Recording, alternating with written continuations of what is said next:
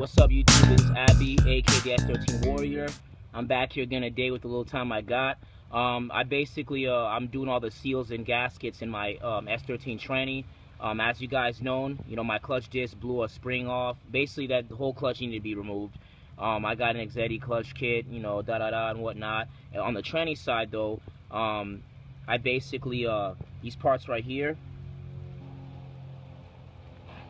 the clutch fork, retainer springs, throwout spring, whatnot, they basically were in pieces when I took them out. It's natural. Hey, 15, 20-year-old plus car, this shit's gonna happen. You know what I'm saying? Stay hyped.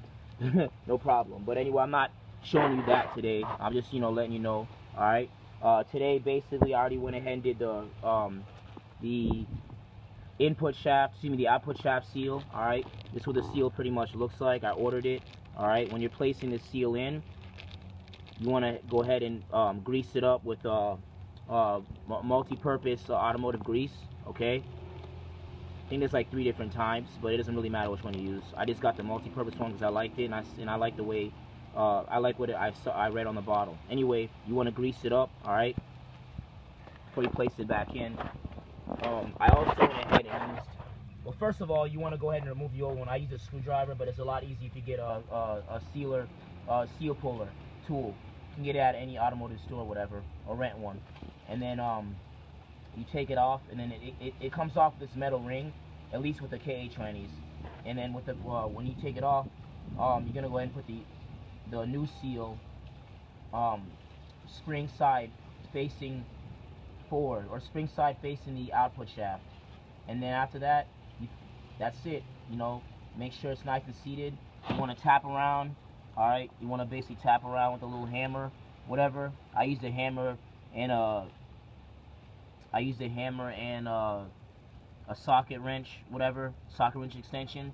You want to kind of tap around that boy, make sure it seals nice. And then I took a little bit of like RTV high heat sealer, and I basically put it around there just to have a little bit of extra, protection against a leak.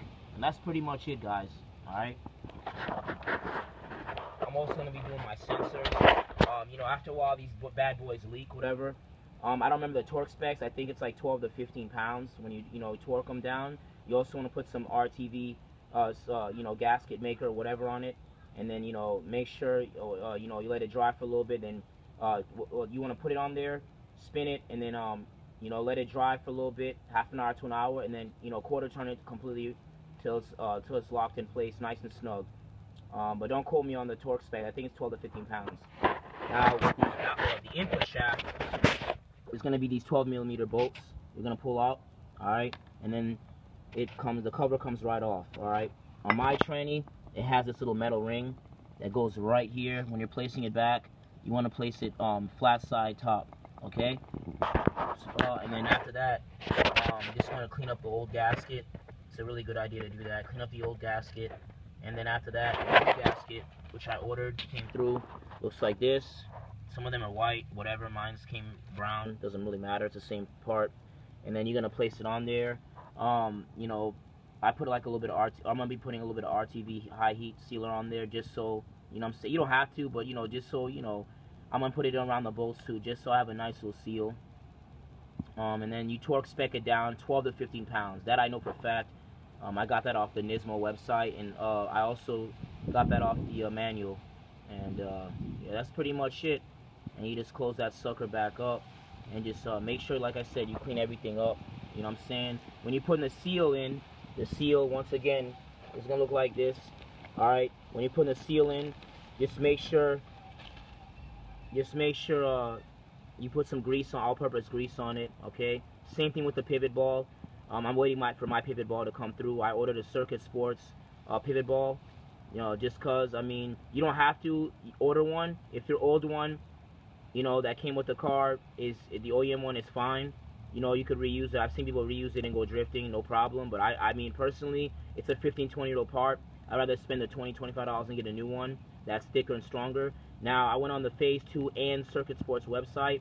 They're pretty good people. The customer service is great. And they claim that theirs is thicker and stronger than the Nismo one. So, you just do your research yourself, whatnot. So I went ahead and bought it, and I'll be installing that when it comes through. And you want to put some all-purpose grease on that pivot ball, also your clutch pivot ball. That's about it, man.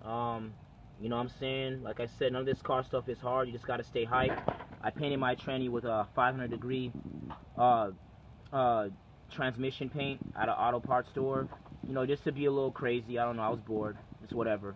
Anyways, this is the S13 Warrior signing off. Hit like or subscribe. More videos coming. Stay hyped. Peace.